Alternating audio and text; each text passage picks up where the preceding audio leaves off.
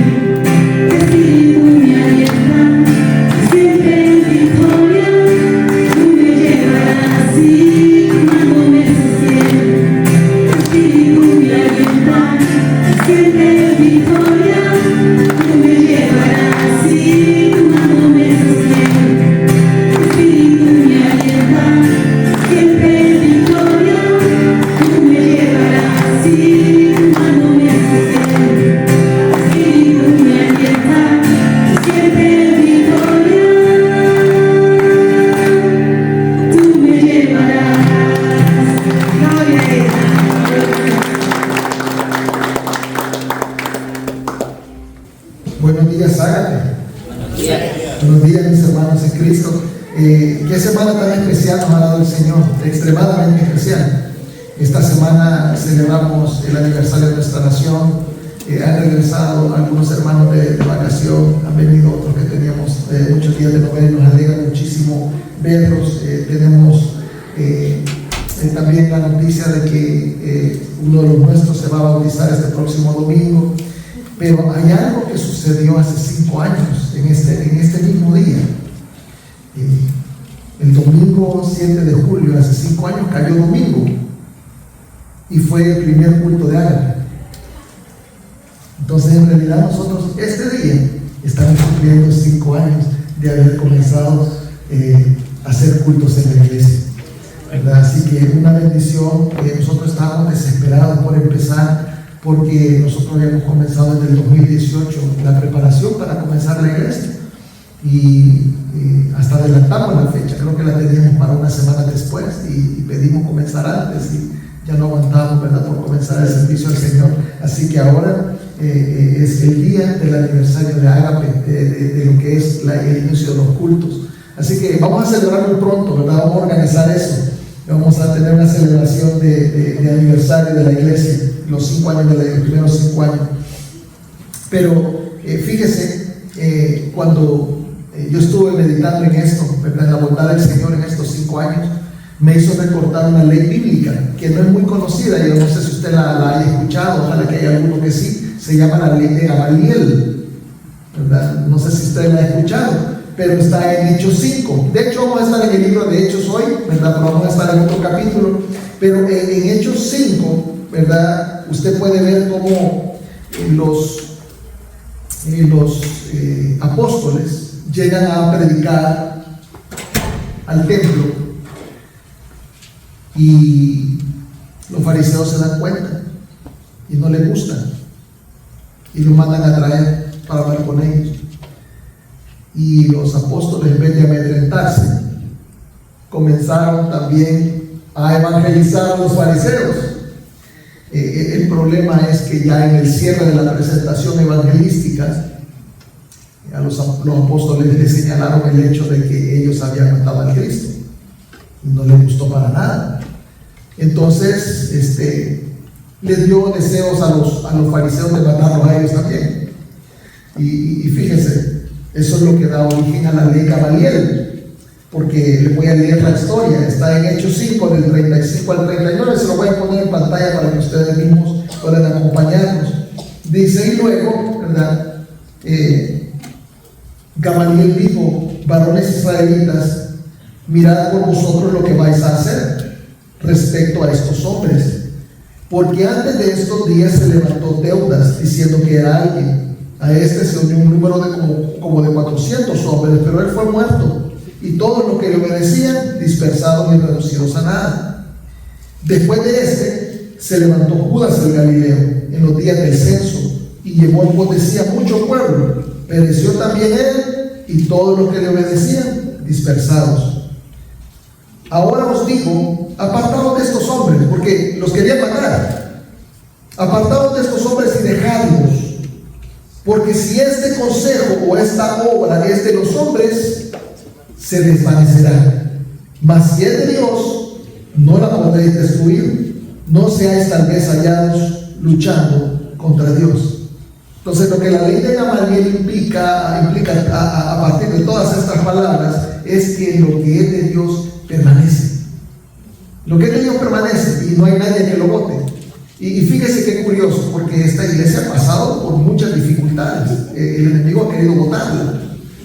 Y si no, díganme, ¿verdad? Porque fíjese que el otro día hablaba con un amigo y me dice: no, es que yo la iglesia la comencé, me dice, en el 2017, pero prácticamente la iglesia tiene 3 años, tiene 2 años. Y digo, ¿por qué? No, porque cerramos, me dijo. En la pandemia cerramos. Me dijo que casi toda la iglesia desapareció. Tuvimos que volver a arrancar de nuevo después de la pandemia, como un año después de la pandemia. Y nosotros no cerramos, hermanos.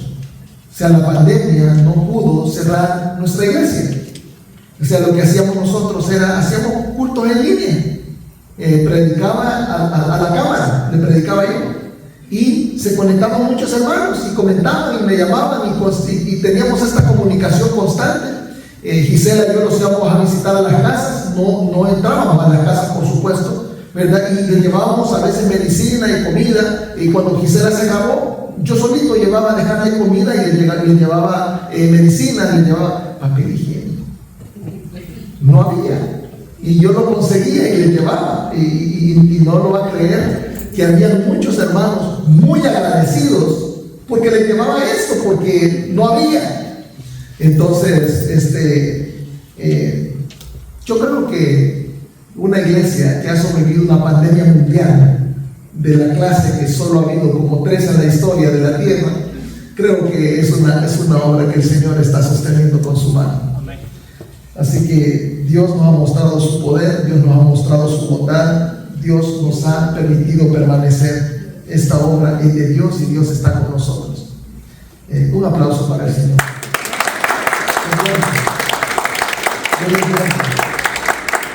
Nosotros vamos a continuar con esta obra, ¿verdad? Tratando de hacer lo mejor que podemos y tratando de agradarlo a Él.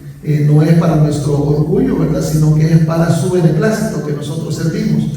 Y como estamos tiernitos todavía, 5 años, todavía hay cosas que no hemos hecho, pero vamos a comenzar a hacerlas, porque sabemos de que son cosas que se deberían de hacer en su tiempo. Por ejemplo, ¿verdad? Ahora vamos a hablar de misiones internacionales. No hemos hecho misiones internacionales, hemos hecho misiones domésticas, ¿verdad? Ustedes lo saben, pero no hemos hecho misiones internacionales todavía. Tampoco hemos hecho plantación de iglesias todavía. Pero eso va a venir en su tiempo. La iglesia va a llegar a plantar iglesias, porque eso es lo que hace una iglesia sana. Y nosotros somos una iglesia sana. Fíjese que el ejemplo de las misiones internacionales lo vemos por primera vez en la iglesia de Antioquía. No Antioquía, Colombia, ¿verdad? Sino que Antioquía, allá por el Medio Oriente. Y vamos a conocer lo que ellos hicieron, ¿verdad? Que es lo que le dio pie a las misiones internacionales. Vamos a estar en Hechos 13.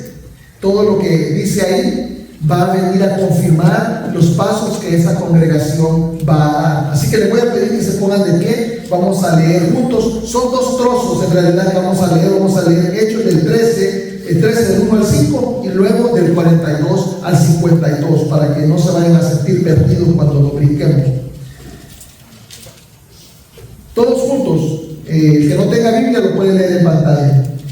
Había entonces en la iglesia que estaba en Antioquía profetas y maestros: Bernabé, Simón, el que se llamaba Níger, Lucio de Cirene, Manaén, el que se había criado junto con Herodes el tetrarca, y Saulo. Ministrando estos al Señor y ayunando, dijo el Espíritu Santo: apartadme a Bernabé y a Saulo para la obra a que los he llamado. Entonces, habiendo ayunado y orado, les impusieron las manos y los despidieron. Ellos, entonces, enviados por el Espíritu Santo, descendieron a Seleucia y de ahí navegaron a Chipre, y llegados a Salamina, anunciaban la palabra de Dios en las sinagogas de los judíos. Tenían también a Juan de Milán. Cuando salieron ellos de la sinagoga de los judíos, los gentiles les rogaban que el siguiente día de reposo les hablasen de estas cosas. Despedida la congregación, muchos de los judíos y de los prosélitos piadosos siguieron a Pablo y a Bernabé, quienes hablándoles les persuadían a que perseverasen en la gracia de Dios. El siguiente día de reposo se juntó casi toda la ciudad para oír la palabra de Dios. Pero viendo los judíos la muchedumbre, se llenaron de celos y rebatían lo que Pablo decía, contradiciendo y blasfemando. Entonces Pablo y Bernabé, hablando con denuedo, dijeron: a vosotros la verdad, era necesario que os hablase primero de la palabra de Dios. Mas puesto que la desecháis y no os juzgáis dignos de la vida eterna, he aquí nos volvemos a los gentiles. Porque así nos ha mandado el Señor, diciendo: te he puesto para luz de los gentiles, a fin de que sea salvación hasta lo último de la tierra. Los gentiles, oyendo esto, se regocijaban y glorificaban la palabra del Señor, y creyeron todos los que estaban ordenados para la vida eterna. Y la palabra del Señor se difundía por toda aquella provincia. Pero los judíos instigaron a mujeres piadosas y distinguidas y a los principales de la ciudad, y levantaron persecución contra Pablo y Bernabé, y los expulsaron de sus límites. Ellos entonces, sacudiendo contra ellos el polvo de sus pies, llegaron a Iconio, y los discípulos estaban llenos de gozo y del Espíritu Santo. Qué poderosa palabra nos tiene nuestro Señor. Vamos a orar. Padre Todopoderoso, te doy gracias.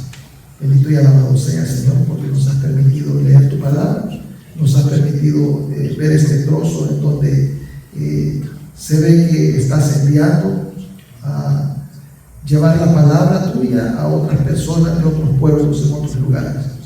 Gracias, Señor, porque nos damos cuenta que esto es bíblico. Gracias porque nos permite, Señor, nosotros ser imitadores de lo que hizo la iglesia del primer siglo. Bendito sea, Señor, porque no somos dignos de tal privilegio, pero, Señor, tú estás moldeando a tu iglesia para ser una iglesia bíblica, para ser una iglesia de sana doctrina y para ser una iglesia que permanece para la gloria de tu nombre. En Cristo Jesús te damos gracias por todo lo que hemos leído. Amén. Tomen asiento. Fíjese que la iglesia de Antioquía, hermanos, era la primera iglesia gentil. Eso significaba que había, ¿verdad? Ya habían gentiles ahí, entre ellos. Gentiles son aquellos que no son judíos. O sea, nosotros, si usted no tiene sangre judía, usted también es gentil, ¿verdad? Entonces, estamos hablando de que ya el evangelio había traspasado, ya había salido de solamente el pueblo de Israel. Fíjese. Y se van a dar cuenta que al principio del pasaje aparece una serie de nombres. Y son hombres de mucha importancia para el Señor. Y no lo digo yo porque así lo creo, sino que porque la palabra misma está poniendo de relieve a estos hermanos. Dese cuenta, en el versículo 1 dice que había entonces en la iglesia que estaba en Antioquía profetas y maestros. Dice que estaban Bernabé, Simón el que se llama Níger, Lucio de Cirene, Manaén el que se había criado junto con Herodes el tetrarca y Saulo. Le voy a poner un cuadrito o una lista más bien de los 5 que estaban ahí. Bernabé, estaba Simón el negro, porque eso quiere decir Níger, ¿verdad? O sea, le decían que era el negro, ¿verdad? Y yo creo que ahora si le dicen a alguien negro es ofensivo, pero el color de la piel es algo que el Señor ha creado y no es ofensivo, ¿verdad? La Biblia misma lo registra.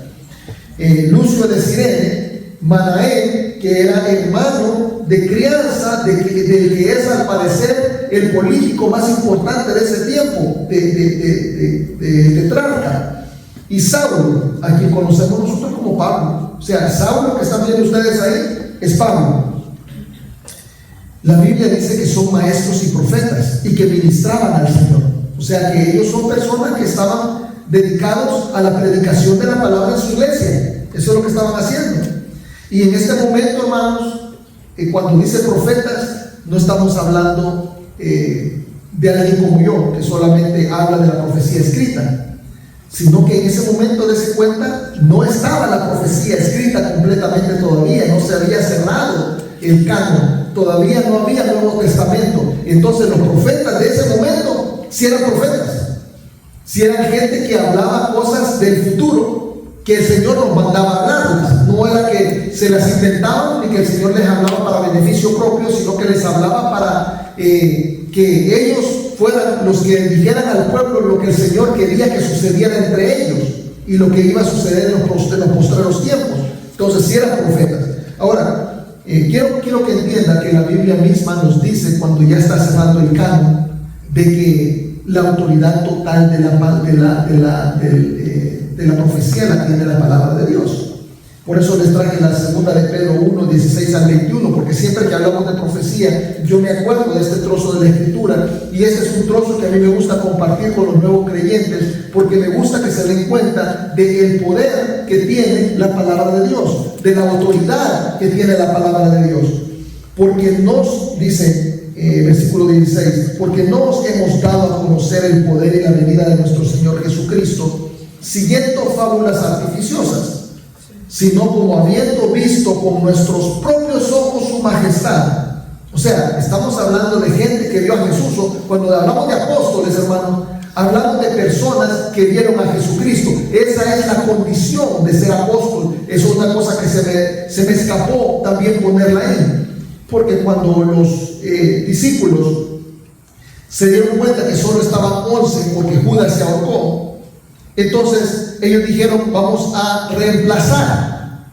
Y ahí dice las condiciones. ¿Cómo vamos a reemplazarlo? Vamos a reemplazarlo con una persona que sea llena del Espíritu Santo, una persona que haya estado con nosotros mientras Jesús nos ministraba. O sea, un apóstol es una persona que vivió en el tiempo de Jesucristo y que vio al Señor Jesucristo y que aprendió del Señor Jesucristo personalmente. Entonces, ya no hay apóstoles tampoco. Si ahora usted mira a alguno que le dice que es apóstol, y va a haber mucho en el periódico, en internet, el apóstol tal, no es apóstol, porque la Biblia dice lo que es un apóstol, y un apóstol, eso, ya tendría que tener 2000 años el hombre. Entonces no es apóstol. Y fíjese, dice, no como siguiendo fábulas artificiosas, sino como habiendo visto con nuestros propios ojos su majestad. Pues cuando él recibió de Dios Padre honra y gloria, le fue enviada desde la magnífica gloria una voz que decía: este es mi Hijo amado en el cual tengo complacencia. Y miren lo que dice aquí: nosotros oímos esta voz enviada del cielo cuando estábamos con él en el Monte Santo. Ahí estaban ellos y ellos lo oyeron. Dice, tenemos también, fíjese bien lo que viene acá, la palabra profética más segura. Esta es la palabra profética más segura. Dese cuenta de lo que está diciendo. La voz de Dios desde el cielo no es tan segura como esto. Es lo que está diciendo. Fíjese qué curioso, porque va a haber algunos que vengan diciendo, oí la voz del Señor y me dijo esto, y lo van a decir solo para engañar a las personas. El Señor sabía lo que iba a suceder. Entonces, la palabra profética más segura es esta. Aquí está la voluntad de Dios. Aquí está lo que Dios espera de nosotros. A la cual dice el versículo 19: hacéis bien en estar atentos como a una antorcha que alumbra en un lugar oscuro hasta que el día esclarezca y el lucero de la mañana salga en vuestros corazones. Entendiendo primero esto, que ninguna profecía de la Escritura es de interpretación privada, porque nunca la profecía fue traída por voluntad humana, sino que los santos hombres de Dios hablaron siendo inspirados por el Espíritu Santo. Fíjense qué interesante. Me parece lindo que el Señor nos haya aclarado tan bien la autoridad de la Escritura en este trozo de pasaje. Ahora, me salí del tema para decirles esto porque esto es doctrinal y necesario. Pero volviendo al tema de los nombres, son 5, pero de los 5 solo conocemos bien a 2. O sea, la palabra nos habla de 2, de los otros 3 no tenemos mucha información. Los 2 de los que tenemos información son de Bernabé y de Saulo. ¿Y saben a quiénes escogió el Señor? A Bernabé y a Saulo. ¡Qué casualidad! El Señor quiere que usted sepa exactamente quiénes son estos tipos a los que el Señor ha mandado. Entonces, fíjese, Bernabé, igual que Saulo nosotros lo conocemos en muchos lugares en la Biblia como Pablo, pero a Bernabé, su nombre verdadero es José. José. Eso está en Hechos 4:36. Sabemos que era natural de Chipre, dice la Escritura, natural de Chipre, y que era levita. Los levitas, hermanos, son descendientes de la única tribu de Israel que podía realizar los sacrificios. O sea, de esa tribu salían los sacerdotes y eran los únicos que no tenían herencia de tierra. Dice que era un creyente servicial, que tenía un corazón especial. Todos le llamaban por apodo hijo de consolación. Fíjate, hijo de consolación. Y el apodo de una persona dice mucho de ella. Fíjate que a mí en la escuela me decían Matadioso. Y me decían así porque, bien gracioso, a mí me crecieron primero los pies y después el cuerpo. Entonces imagínense aquello. Miraba la patota grande y el cuerpo chiquito, entonces me decían Matadioso. Y si usted va de persona en persona, le van a decir que si tuvieron apodos en la escuela, porque esa es una costumbre de nuestra cultura, que no me digan que no le pusieron apodo, porque si no es que no lo sabía, pero se lo pusieron. Pero va, la mosca, el pelos, o sea, siempre los apodos son por cosas físicas, pero nunca le dicen la apoyadora, el guardasecretos, ¿verdad que no le dicen así a uno? Nunca son cosas que uno hace. Pero a él le dice hijo de consolación. Ese es el apodo de él. Es un apodo lindo. Quiere decir que habla de la personalidad de Bernabé.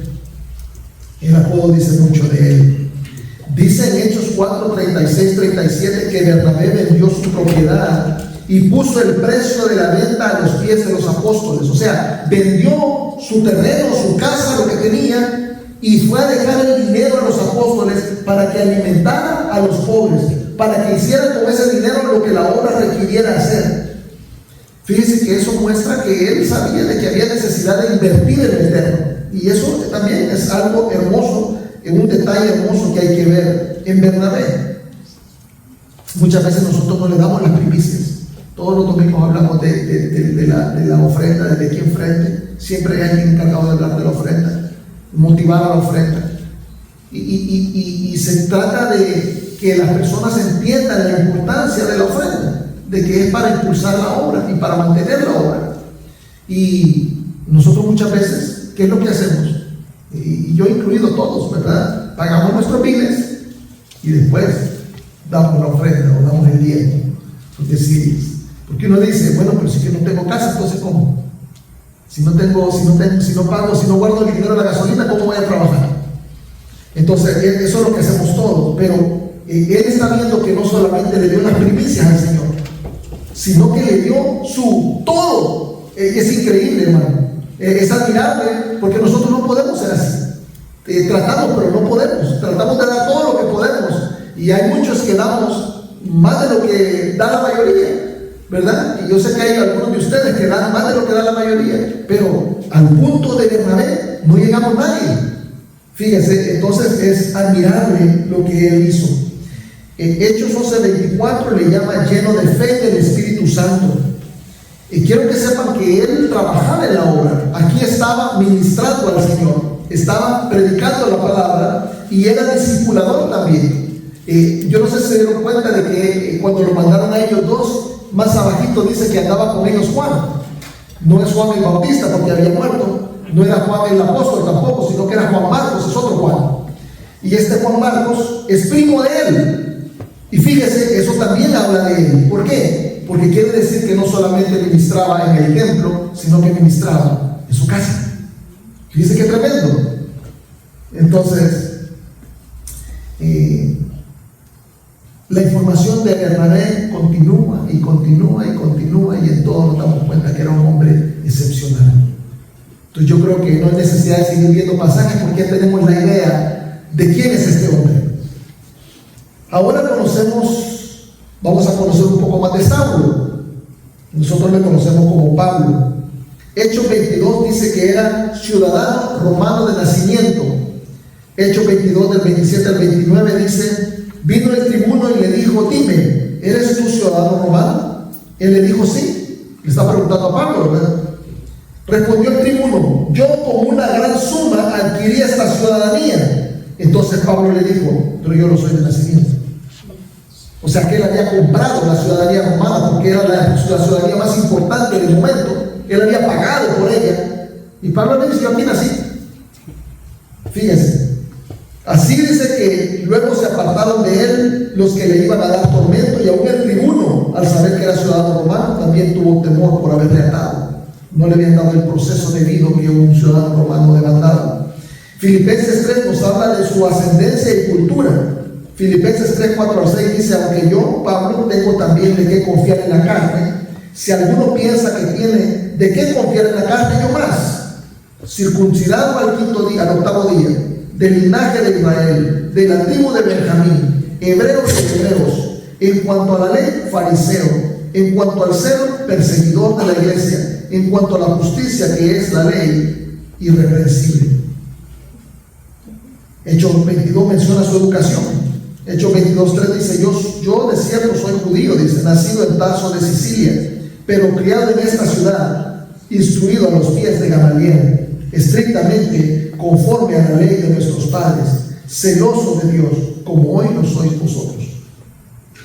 En resumen, Pablo no era solo maestro y profeta, sino que tenía muchas otras cosas que lo hacían una persona sobresaliente, ¿verdad? Tenía la mejor ciudadanía del mundo, tenía un árbol genealógico de israelita de sangre pura, ¿verdad? Lo que lo hacía un conocedor de la escritura, de las profecías y también de la cultura judía. O sea, era una posición bien especial la de Pablo, porque él podía ir a las sinagogas y nadie le podía engañar con respecto a la cultura y a la escritura, porque él la conocía perfectamente. Tenía la más alta educación y, ¿verdad?, de fuente altamente confiable, de Gamaliel.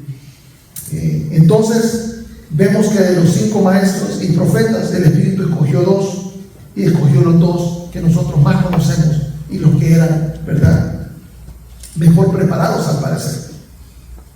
¿Para qué los escogió? El versículo 2 nos dice: ministrando esto al Señor y ayunando, dijo al Espíritu Santo: apartadme a Bernabé y a Saulo. ¿Para qué dice ahí?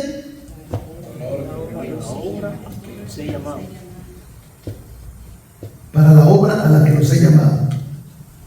Y fíjese lo que hicieron inmediatamente después. En el versículo 3 dice: entonces, habiendo ayunado y orado, les impusieron las manos y los despidieron. O sea, todos menos yo entendieron que los había apartado para una labor fuera del lugar, porque ahí no dice, si se dan cuenta, Dice: apartadme a Bernabé y a Saulo para la obra a la que los he llamado. Pero no dice: los voy a mandar fuera. Pero todos entendieron, oraron por ellos y les dijeron: váyanse, el Señor los está llamando. Fíjense qué curioso. Ellos entonces, enviados por el Espíritu Santo, descendieron a Seleucia, de ahí navegaron a Chipre. Llegados a Salamina, anunciaban la palabra de Dios en las sinagogas de los judíos. Tenían también a Juan de ayudante. Se fueron guiados por el Espíritu Santo, porque el Espíritu Santo les iba diciendo a dónde iban a ir. Fíjense qué interesante. Y se fueron a buscar los lugares de reunión donde las personas estaban, para predicar la palabra de Dios, para anunciar la muerte y resurrección de Jesucristo, la salvación dispuesta para todos. Usted va a decir: ¿por qué se comió el pastor el trozo de la escritura entre el versículo 6 y el 51? Porque todo es lo mismo. Está describiendo todo lo que andan haciendo, predicándole a los judíos. Y también se encuentra el hecho de que hay resistencia a la obra de Dios. Y les voy a hablar de eso en un segundito. Pero lo que quiero que miren ustedes es que en el versículo 42 cambia la cosa, porque ya no se trata solamente de la administración a los judíos, sino que ahora ahí dice que los gentiles se interesaron en el evangelio. Pero un pueblo completamente ajeno a los judíos, personas que estaban fuera de la gracia, personas que estaban fuera de la salvación. Y hermanos, ahí es donde nace la iglesia. Ahí es donde nace, ¿verdad?, el pueblo de Dios, con la diversidad que lo vemos hoy. Es maravilloso que, siendo que la iglesia de Antioquía fue la primera iglesia gentil, también fue la primera que envió misioneros. Fíjate. O sea, aceptó la responsabilidad de sostener a aquellos que iban a llevar la palabra de Dios a otro lugar. La primera iglesia gentil fue la catapulta para la propagación del evangelio y la plantación de iglesias. La iglesia de Antioquía es además donde los creyentes fueron llamados cristianos por primera vez. Entonces, lo que ellos están haciendo es de cristianos. También veo que es el modelo a seguir por las iglesias de nuestro tiempo. Lo que estamos haciendo, hermanos, es algo que las iglesias no es que tengan la opción de hacer, sino que deben hacer. Fíjense que curiosamente Pablo no había realizado ningún milagro hasta que hizo este viaje misionero. Aquí hace su primer milagro, y no es un milagro de sanación. Yo no sé si se dieron cuenta, ¿verdad? Pero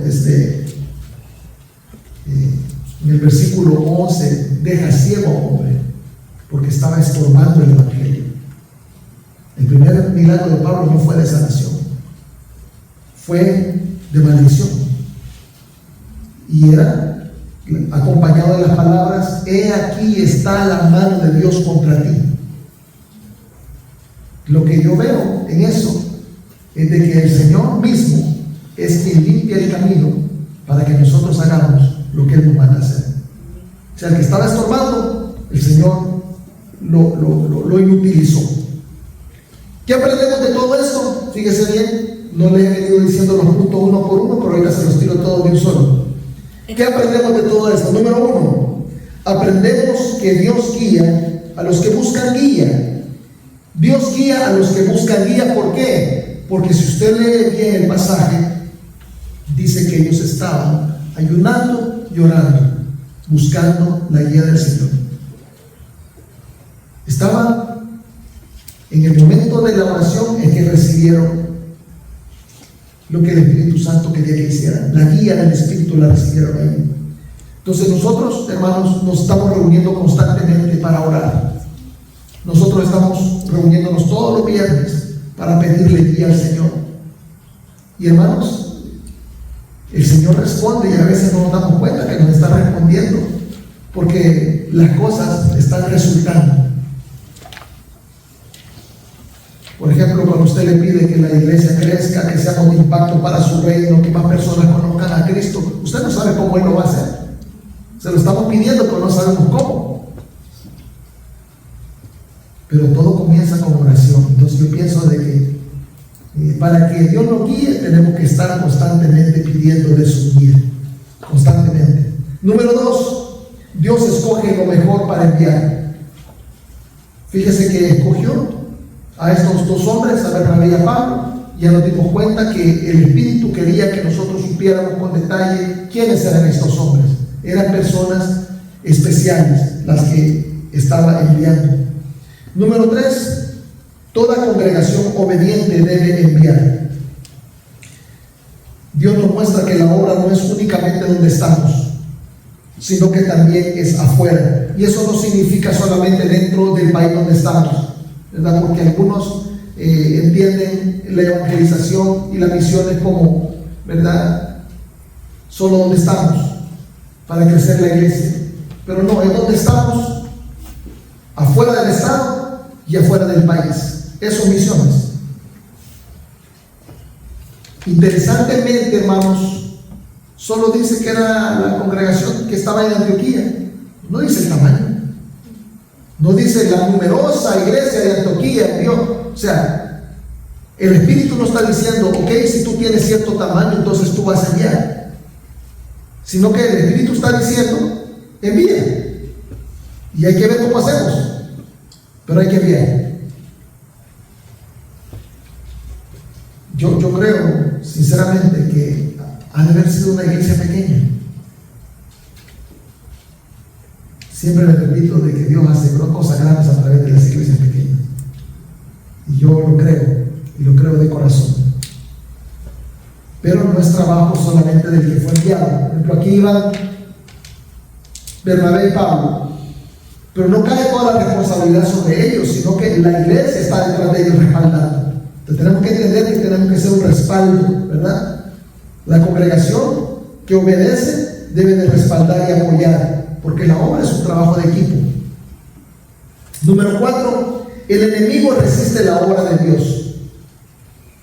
Les decía que en el versículo 42, en el versículo 11, hablaba de la resistencia que puso Elimás. No sé si se lo mencioné, pero él fue. Si lo leen, ahí lo van a encontrar. En realidad se llamaba Jesús, pero parece que producían el nombre de Elimás. Tengo que leerlo de nuevo, pero estoy seguro que esos son los dos nombres. Entonces, fíjense, va a haber disensiones adentro de la iglesia y fuera de la iglesia cuando uno hace lo que el Señor manda. Van a haber disensiones adentro de la iglesia, van a haber disensiones afuera de la iglesia. Va a haber resistencia. Satanás nos puede utilizar para hacer de tropiezo la obra del Señor. Y también le es más fácil utilizarlo de afuera para hacer tropiezo. Pero no crean que porque estamos haciendo lo que el Señor manda no vamos a tener tropiezos. Sí vamos a tener tropiezos, sí hay. De hecho, fíjate, les decía de que afuera el mago estaba haciendo estorbo para que el procónsul no escuchara la palabra de Dios y no creyera, estorbaba. Pablo lo cegó, pero también de los miembros de la iglesia hubo problemas. Ustedes se dieron cuenta que les dije que iban Pablo, Bernabé y Juan Marcos. Juan Marcos, a medio viaje, los dejó abandonados, se fue. Y entonces, cuando estaba planeando el segundo viaje misionero de Pablo, vino Bernabé y le dijo, vamos a llevar a Juan Marcos. Y vino Pablo y le dijo, no, si se nos dejan aventados. Y se comenzaron a pelear Bernabé y Pablo.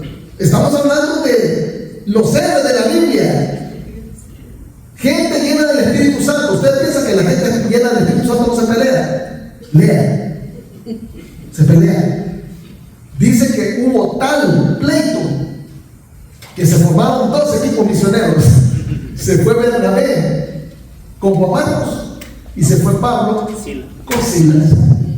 Se llamaron dos equipos misioneros. O sea que hasta la oposición dentro de la iglesia, el Señor la utiliza para aumentar su impacto. El Señor va a encaminar nuestra imperfección a bien, pero tenemos que estar conscientes de que no todo va a deslizar como mantequilla a veces. Yo veo que cuando las cosas son del Señor deslizan como que está partiendo mantequilla, pero a veces se topa uno con nuditos, ¿verdad? Con nuditos. Así que esperen oposición en la iglesia y fuera de la iglesia.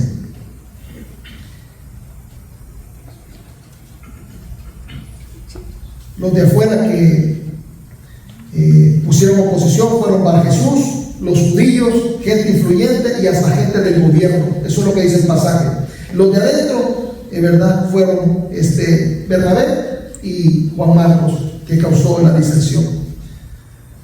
Número 5, ¿qué aprendemos? Que mucha gente vino a fe salvadora. Mucha gente se salvó. O sea, no importa la resistencia, no importa nada más. La obediencia es recompensada, a pesar de todo.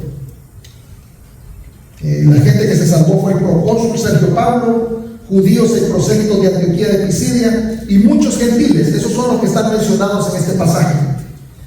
Hay que dar gracias a Dios por su guía, por su respuesta a nuestras oraciones.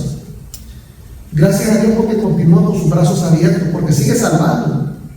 Hasta el día de hoy, el Señor tiene misericordia de aquellos que todavía no han creído en Él, porque sigue con los brazos abiertos. Gracias a Dios por el pago a la obediencia, porque ciertamente es un privilegio que no merecemos llevar la palabra de Dios a otros lugares, pero es algo que Dios quiere para nosotros, es una bendición.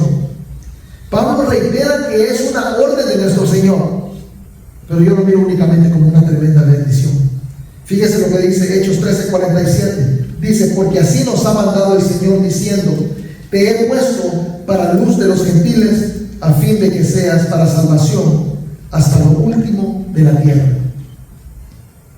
Cada salvación, hermanos, nos va a traer alegría, pero cada salvación va a demandar sacrificio. La obediencia, hermanos, va a traer dificultades. Cada dificultad nos va a traer tristeza. Preparémonos para oposición y sufrimiento, pero a pesar de todo, dése cuenta lo que enseña el final del pasaje. Número 6, la última cosa que aprendemos es que los que obedecen permanecen llenos de gozo y del Espíritu Santo. Entonces la bendición más grande va a ser el hecho de que el Señor va a estar con nosotros, porque estamos obedeciendo a lo que Él nos ha mandado a hacer. Que Dios siga bendiciendo a la iglesia y que nos permita seguir haciendo lo que a Él le agrada, seguir haciendo lo que Él nos pide. Gracias a Dios porque nos está dando guía a su Santo Espíritu. Vamos a orar. Padre Todopoderoso, te doy gracias.